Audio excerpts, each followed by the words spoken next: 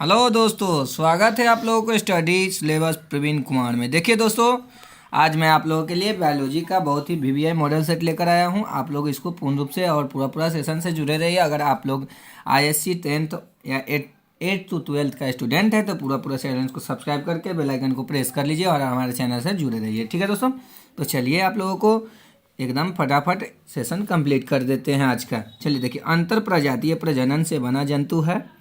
अंतर प्रजातीय प्रजनन से बना जंतु, जी हाँ, खच्चर है। अंतर प्रजातीय कहने का मतलब ऐसा जंतु जो कि दो प्रजाति से मिलकर बना हो। तो देखिए, इसमें अंतर प्रजातीय में होता है, एक घोड़ा होता है, एक क्या हो गया, घोड़ा हो गया, ठीक है, और गधा और गधे के मेल से जो है बनता है क्या, तो खच्चर बनता है। ठीक है, याद रखना है इसको। तो अंतर प्रजातीय क्या हो गया आप लोगों का, खच्चर हो गया। ठीक है भाइयों, चलिए नेक्स्ट क्वेश्चन देखिए आप लोग। एंटीबायोटिक शब्द सर्वप्रथम प्रयोग किया, इसका जो एंटीबायोटिक शब्द जो है सर्वप्रथम किसने प्रयोग किया, तो वॉक्समैन ने किया। किसने किया, वॉक्समैन ने किया। किसने किया, एंटीबायोटिक शब्द का सर्वप्रथम प्रयोग किसने किया, तो वॉक्समैन ने किया। ठीक है, उसके बाद देख लीजिए, सिट्रिक अम्ल का उत्पादन होता है। सिट्रिक अम्ल का उत्पादन होता है, जी हाँ प्यारे भाइयों। 3 नंबर क्वेश्चन देख लीजिए। सिट्रिक अम्ल का उदाहरण राइजोपस, ये नहीं होता है। म्यूकर, ये नहीं होता है। सैक्रोमाइसिस, ये नहीं होता है। लेकिन अस्परजिलस जो है आप लोगों का सिट्रिक अम्ल का उदाहरण होता है। ठीक है, अस्परजिलस। ठीक है प्यारे भाइयों, उसके बाद देख लीजिए अगला क्वेश्चन क्या कर रहा है कि साइनोबैक्टीरिया का उपयोग जैव उर्वरक के रूप में खेतों में किया जाता है। साइनोबैक्टीरिया का उपयोग जो है जैव उर्वरक के रूप में खेतों में किया जाता है। तो जी हाँ, साइनोबैक्टीरिया का उपयोग जो है जैव उर्वरक के रूप में खेतों में करते हैं ना, तो धान के खेत में करते हैं। किस में करते हैं प्यारे भाइयों, धान के खेत में करते हैं। ठीक, जी हाँ बिल्कुल, एकदम आप लोग 2023 के एग्जाम के लिए पूरा सेशन से जुड़ जाइए और एकदम गर्दा करने के लिए, जी हाँ, अब की बार 95 पार के लिए, अब की बार 95 पार के लिए पूरा सेशन से जुड़े रहिए। और हाँ, चैनल को सब्सक्राइब करके बेल आइकन जरूर से जरूर प्रेस कीजिए। देखिए, जैव गैस उत्पादन में प्रयुक्त जीवाणु समूह है। जैव गैस उत्पादन में प्रयुक्त जीवाणु समूह है, जी हाँ प्यारे भाइयों, मिथेनोजेन है। क्या है, मिथेनोजेन है। ठीक है, मिथेनोजेन है। ठीक है, उसके बाद देखिए, विटामिन B12 का उत्पादन किया जाता है। विटामिन B12 का उत्पादन किया जाता है, जी, किससे किया जाता है, विटामिन B12 का उपयोग जो है परोपियोनो बैक्टीरियम से किया जाता है। ठीक है, परोपियोनो बैक्टीरियम से किया जाता है। ठीक है प्यारे भाइयों, चलिए ठीक है। उसके बाद देख लीजिए, देखिए, किस बीकर से डीएनए के विशेष स्थानों पर काटा जाता है। किस बीकर से डीएनए के विशेष स्थानों पर काटा जाता है, तो जी हाँ, क्या हो गया वो, तो देखिए, रेट्रिक्शन एंडोन्यूक्लियस से जो है डीएनए के बीकर को विशेष स्थानों से काटा जाता है। ठीक है, रेट्रिक्शन एंडोन्यूक्लियस को। ठीक है, उसके बाद देख लीजिए, जी हाँ प्यारे भाइयों, अगला क्वेश्चन देखेंगे हम लोग। जी एकदम देखिए प्यारे भाइयों, देखिए, प्रतिबंध एंजाइम की खोज की। प्रतिबंध एंजाइम की खोज किसने किया, तो जी हाँ, स्मिथ एवं नाथन्स ने। किसने, स्मिथ एवं नाथन्स ने किया। ठीक है, उसके बाद नेक्स्ट क्वेश्चन देख लीजिए, जी हाँ, समुद्री खरपतवार से निष्कर्षित एगोरोस का प्रयोग होता है। समुद्री खरपतवार से निष्कर्षित एगे रोज का प्रयोग होता है, तो जी हाँ, एगोरोज का प्रयोग किस में होता है, तो जैव इलेक्ट्रोफोरेसिस में। ठीक है, एगोरोज का प्रयोग किस में होता है, तो जैव इलेक्ट्रोफोरेसिस में। ठीक है प्यारे भाइयों, चलिए उसके बाद नेक्स्ट क्वेश्चन देखिए आप लोग, 10 नंबर। इको-आरआई एक रेट्रिक्शन एंडोन्यूक्लियस है, इसमें CO से तात्पर्य है। इको-आरआई जो है एक रेट्रिक्शन एंडोन्यूक्लियस है। ठीक है, इसमें CO से तात्पर्य है, तो इसमें CO से तात्पर्य क्या होता है, तो कोलाई होता है। ठीक है, इको तो CO से होता है कोलाई। ठीक है, उसके बाद देख लीजिए अगला क्वेश्चन, जी हाँ प्यारे भाइयों, आप लोग देखिए 11 नंबर क्वेश्चन। जी हाँ, देखिए, प्रतिबंधन एंडोन्यूक्लियेज का प्रयोग पुनर्योगज डीएनए तकनीक में व्यापक रूप से किया जाता है। ये प्राप्त किए जाते हैं, जी हाँ प्यारे भाइयों, ये किससे प्राप्त किए जाते हैं, तो जीवाणु कोशिका से। ठीक है, प्रतिबंधन एंडोन्यूक्लियेज का प्रयोग पुनर्योगज डीएनए तकनीक के व्यापक के रूप में किया जाता है, जो कि जीवाणु कोशिका से प्राप्त होता है। ठीक है, उसके बाद अगला क्वेश्चन देखेंगे, निम्न में से कौन सा आनुवांशिक अभियांत्रिकी में प्रयोग होता है। निम्न में से कौन सा अभियांत्रिकी आनुवांशिकी में प्रयोग होता है, तो जी हाँ, प्रतिबंधन एंडोन्यूक्लियस। ठीक है प्यारे भाइयों, प्रतिबंधन एंडोन्यूक्लियस का प्रयोग होता है जी। देखिए ठीक तत्पश्चात एक क्वेश्चन आया आप लोगों के लिए, ये भी बहुत ही वीवीआई क्वेश्चन है कि जेनेटिक इंजीनियरिंग में किसे वाहक के रूप में प्रयोग किया जाता है। जेनेटिक इंजीनियरिंग में किसे वाहक के रूप में प्रयोग किया जाता है, तो प्लाज्मिड को ना वाहक के रूप में प्रयोग किया जाता है, समझ गए। तो किस में, तो जेनेटिक इंजीनियरिंग में, ठीक है। ठीक है प्यारे भाइयों, उसके बाद नेक्स्ट क्वेश्चन देखेंगे हम लोग जी। देखिए जेनेटिक इंजीनियरिंग में रेस्ट्रिक्शन एंजाइम का कार्य है, मतलब क्या कार्य है। जेनेटिक इंजीनियरिंग में रेस्ट्रिक्शन एंजाइम का क्या कार्य है, तो जेनेटिक इंजीनियरिंग में रेस्ट्रिक्शन एंजाइम का कार्य होता है ना डीएनए को विशिष्ट स्थानों पर काटना, ठीक है। डीएनए को विशिष्ट स्थानों से पर काटना होता है, ठीक है। उसके बाद देख लीजिए 15 नंबर, निम्न में से प्रतिबंधन एंजाइम है जी। निम्न में से प्रतिबंधन एंजाइम है, तो जी हाँ इको आर द्वितीय, ठीक है। प्रतिबंधन एंजाइम कौन हो जाएगा, इको आर द्वितीय, ठीक है दोस्तों। तो देखिए आप लोगों को मैं बता दूं कि अगर आप लोग चाहते हैं कि आप लोगों को स्टडी मटेरियल कुछ मिले और डेली यूज कहाँ करें, तो इसके लिए मैं आप लोगों को ले चलता हूँ कहाँ पे करना है आप लोगों को, ठीक है प्यारे भाइयों। तो सेशन से पूरा जुड़े रहिए, ठीक है प्यारे भाइयों। तो देखिए हम लोग आ गए हैं तारों के शहर में जाने वाले हैं। तो देखिए सबसे पहले यहाँ पर क्लिक करेंगे गूगल पर और सर्च मारेंगे स्टडी, क्या मारेंगे, स्टडी सिलेबस का, तो सिलेबस प्रवीण का मारेंगे, प्रवीण मार दिए, प्रवीण और कुमार मार देंगे, क्या मार देंगे, कुमार। जी हाँ जी बिल्कुल, इस प्रकार से आएंगे और सर्च मार देंगे। सर्चिंग मारने के बाद देखिए आप लोगों को इस प्रकार से ब्लूप्रिंट आ जाएगा, ठीक है। ब्लूप्रिंट आ जाएगा तो आप लोग इसको क्या कीजिए, इस पर क्लिक कर दीजिए। क्लिक ठीक करने के ठीक बाद देखिए आप लोगों का स्टडी मटेरियल आप लोगों को देख लीजिए 12th ISC है ना जी, है ना 12th ISC, इसमें आप क्लिक कीजिए जी। सभी के लिए अलग अलग 11th ISC, 12th ISC, 10th के लिए, डेली टेस्ट के लिए, ठीक है, क्लास 12th आर्ट्स के लिए, और रिजल्ट भी आप लोगों को आएगा तो यहाँ पर दिखा दिया जाएगा।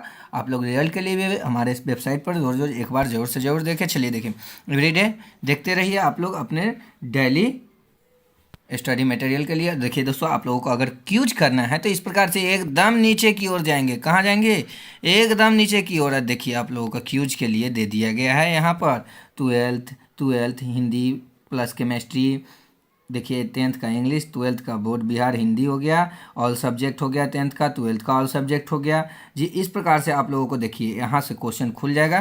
क्वेश्चन खुलने के ठीक बाद आप लोगों को क्वेश्चन आएगा, देखिए ऑल सब्जेक्ट है ना सर जी बिल्कुल, इसको खोलेंगे। मलयज का निधन कब हुआ, हिंदी है सबसे पहले। तो आप लोग इस प्रकार से फिर नेक्स्ट क्वेश्चन मारिएगा, फिर आएगा ओम प्रकाश वाल्मीकि का जन्म कब हुआ, फिर इस प्रकार से नेक्स्ट मारिए जूठन किस विद्या की रचना है। नेक्स्ट मारते जाइए, हर एक सब्जेक्ट का क्वेश्चन आएगा आप लोगों को। आज्ञा जी का पूरा नाम क्या है, ठीक है।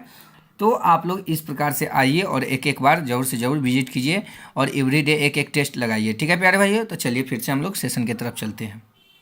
जी हाँ प्यारे भाइयों, देखिए हम लोग फिर से सेशन की तरफ आ गए हैं। देखिए टी प्लाज्मिड जो आनुवांशिक इंजीनियरिंग में प्रयुक्त होता है वो प्राप्त होता है, टी प्लाज्मिड जो होता है आनुवांशिक इंजीनियरिंग में प्रयुक्त होता है वो प्राप्त किससे किया जाता है, तो एग्रोबैक्टीरियम ट्यूमीफेसियंस द्वारा, ठीक है, फेसियंस से, एग्रोबैक्टीरियम फेसियम से, ठीक है।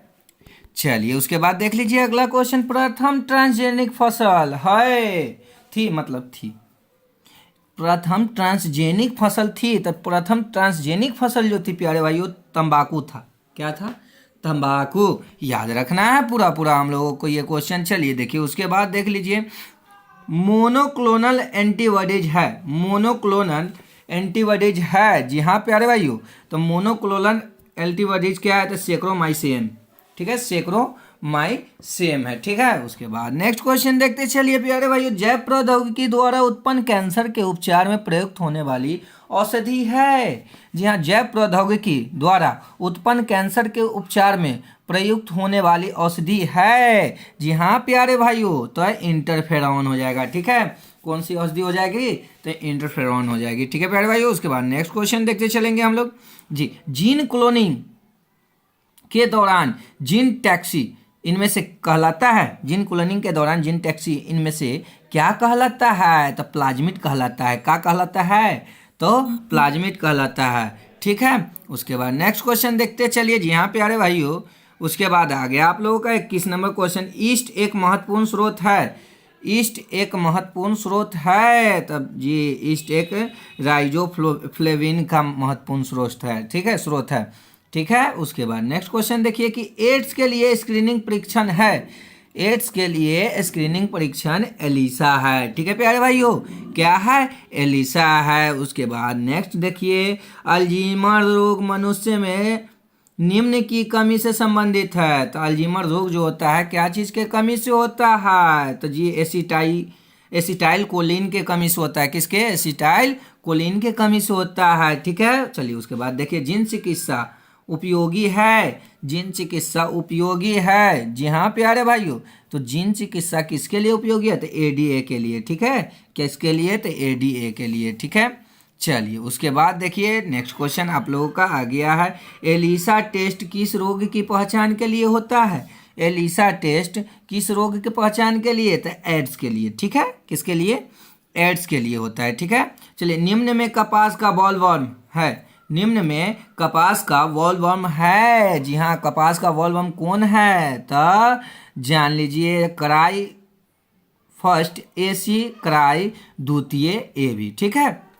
चलिए, इसलिए हमारा ऑप्शन जो हो जाएगा डी हो जाएगा, ए तथा बी दोनों हो जाएगा, ठीक है प्यारे भाइयों। चलिए देखिए, पृथ्वी के सतह से संबंधित कारक कहलाते हैं, पृथ्वी के सतह से संबंधित कारक का कहलाते हैं, तो टोपोग्राफिक का कहलाते हैं, तो टोपोग्राफिक कहलाते हैं प्यारे भाइयों। उसके बाद देख लीजिए अगला क्वेश्चन, जी बिल्कुल देखिए आ गया आप लोगों का, देखिए, निम्न में से आंशिक मूल परजीवी है, निम्न में से आंशिक मूल परजीवी है, तो जी हाँ बायोग्राफी है, ठीक है, सॉरी क्या कह रहा है कि आंशिक मूल परजीवी है, तो चंदन हो जाएगा, ठीक है, आंशिक मूल परजीवी कहेगा तो चंदन हो गया, ठीक है।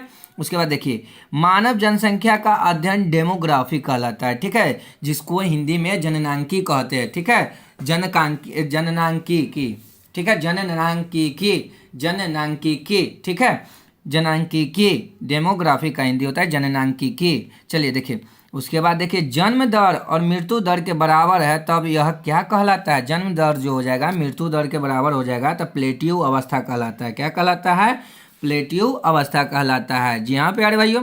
उसके बाद देखते चलिए 31 नंबर, अधिक लवण सांद्रता वाली क्षारीय मृदा में उगने वाले पौधे होते हैं, अधिक लवण सांद्रता वाली क्षारीय मृदा में उगने वाले पौधे क्या होते हैं, तो जी हाँ लवणोद्भिदी होते हैं, क्या होते हैं, लवणोद्भिदी होते हैं। उसके बाद नेक्स्ट क्वेश्चन देखिए कि कौन सा पौधा मैंग्रोव क्षेत्र में पाया जाता है, कौन सा पौधा मैंग्रोव क्षेत्र में पाया जाता है, तो जी हाँ साइजोफोरा पौधा जो है मैंग्रोव के क्षेत्र में पाया जाता है, ठीक है।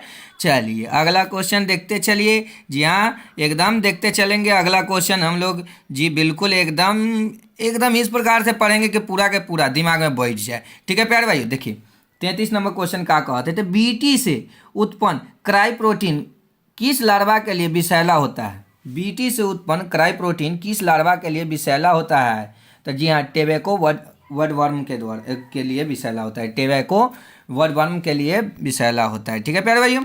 देखिए उसके बाद है, वायु द्वारा स्थानांतरित मृदा होती है, वायु द्वारा स्थानांतरित मृदा होती है, जी हाँ तो वायु द्वारा स्थानांतरित मृदा जो है इयोलीन होती है, क्या होती है, इयोलीन होती है, जी हाँ प्यारे भाइयों क्या होती है, तो इयोलीन। उसके बाद देखिए, प्रेइंग मेंटिस एक अच्छा उदाहरण है, प्रेइंग मेंटिस एक अच्छा उदाहरण है, तो कैम्प्लोएग, ठीक है, कैमोफ्लैग, ठीक है, कैमोफ्लैग के, ठीक है। उसके बाद अगला क्वेश्चन देखिएगा, जी हाँ प्यारे भाइयों देखिए 36 नंबर, बीडीएनए में दो न्यूक्लियोटाइड के बीच की दूरी कितनी होती है, दो न्यूक्लियोटाइड के बीच की दूरी कितनी होती है, तो जी हाँ 3.4 एंगस्ट्रॉम होती है, कितनी होती है, 3.4 एंगस्ट्रॉम होती है जी। उसके बाद देख लीजिए, निम्नांकित में समापन कूट कौन है, निम्नांकित में समापन कूट कौन सी है, तो जी हाँ UAA, ठीक है, UAA जो है समापन कूट है। उसके बाद अगला क्वेश्चन देखिएगा प्यारे भाइयों। जी हाँ प्यारे दोस्तों, DNA द्विकुंडलिनी की विशेषता निम्नांकित में क्या है? DNA द्विकुंडलिनी की विशेषता निम्नांकित में क्या है? जी हाँ प्यारे भाइयों, तो एकदम पूरक तथा प्रति समांतर है। ठीक है, पूरक तथा प्रति समानांतर है। ठीक है, उसके बाद अगला क्वेश्चन देखिए आगे आप लोगों का, मनुष्य का अवशेषी अंग निम्नांकित में बताइए। मनुष्य का अवशेषी अंग निम्नांकित में कौन है, सो बताइए। तो जी पेल्विक जो होता है अवशेषी अंग होता है, क्या होता है? पेल्विक। उसके बाद अगला देखिए, आर्कियोप्टेरिक्स किस काल में पाया जाने वाला पक्षी था? ठीक है, आर्कियोप्टेरिक्स किस काल में पाया जाने वाला पक्षी था? तो जी हाँ, जुरासिक काल में। देखिए आर्कियोप्टेरिक्स किसको कहते थे? तो जी उड़ने वाले डायनासोर को आर्कियोप्टेरिक्स कहते थे। तो वही जुरासिक वर्ल्ड में जो पाया जाने वाला था, जुरासिक काल में। ठीक है जी, आप लोग फिल्म भी देखे होंगे जुरासिक वर्ल्ड, जुरासिक पार्क। जी बिल्कुल, एकदम देख लीजिए, उसमें से बहुत सारा जानकारी भी आप लोगों को पता चल जाएगा। देखिए जीवाश्म के अध्ययन को क्या कहते हैं? जीवाश्म के अध्ययन को पैलियोंटोलॉजी कहते हैं। क्या कहते हैं? पैलियोंटोलॉजी। ठीक है, जीवाश्म के अध्ययन को क्या कहते हैं प्यारे भाइयों? तो जीवाश्म के अध्ययन को पैलियोंटोलॉजी कहते हैं। ठीक है, उसके बाद देख लीजिए अगला क्वेश्चन के साथ साथ आप लोगों का लास्ट क्वेश्चन है जी, राइबोन्यूक्लियोटाइड को निम्नांकित में कौन परिभाषित करता है? राइबोन्यूक्लियोटाइड को निम्नांकित में कौन परिभाषित करता है? तो जी राइबोस शर्करा जोड़ नाइट्रोजीनस क्षार, राइबोस शर्करा जोड़ नाइट्रोजीनस क्षार। देखिए दोस्तों, तो इतना ही के साथ साथ आप लोगों का आज का सेशन खत्म हुआ, लेकिन आप लोगों को फिर से एक बार दिखा देते हैं हम कि कहाँ पर आप लोगों को मिलेगा आप लोगों का जो है स्टडी मटेरियल। ठीक है प्यारे भाइयों, तो चलते हैं हम सब एक बार फिर से तारों की शहर में। जी हाँ प्यारे भाइयों, यहाँ पर आएंगे और सर्च मारेंगे। क्या मारेंगे? Search study. ठीक है, स्टडी सिलेबस। ठीक है, स्टडी सिलेबस प्रवीण। क्या मारेंगे? प्रवीण, और क्या लास्ट में? कुमार। इस प्रकार से सर्च मार देंगे, ब्लूप्रिंट आएगा, उस पर हम लोगों को क्लिक कर देना है। इस प्रकार से क्लिक करने के ठीक बाद देखिए आप लोगों को स्टडी मटेरियल आ गया। 12th ISC तो 11th ISC, air force navy, IIT JEE NET. ठीक है, NEET objective with solution class 10th के लिए, क्लास 12th के डेली टेस्ट है, क्लास 12th के 8 से है, और रिजल्ट टू रिजल्ट सभी के माध्यम में आप लोगों को अपना वेबसाइट पर बता दिया गया है। आप लोगों का वेबसाइट हुआ।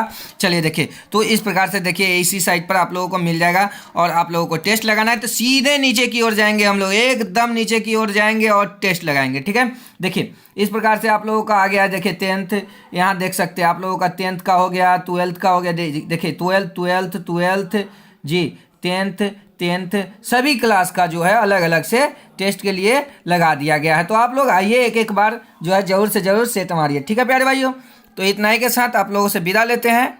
जय हिंद, जय भारत, फिर मिलते हैं।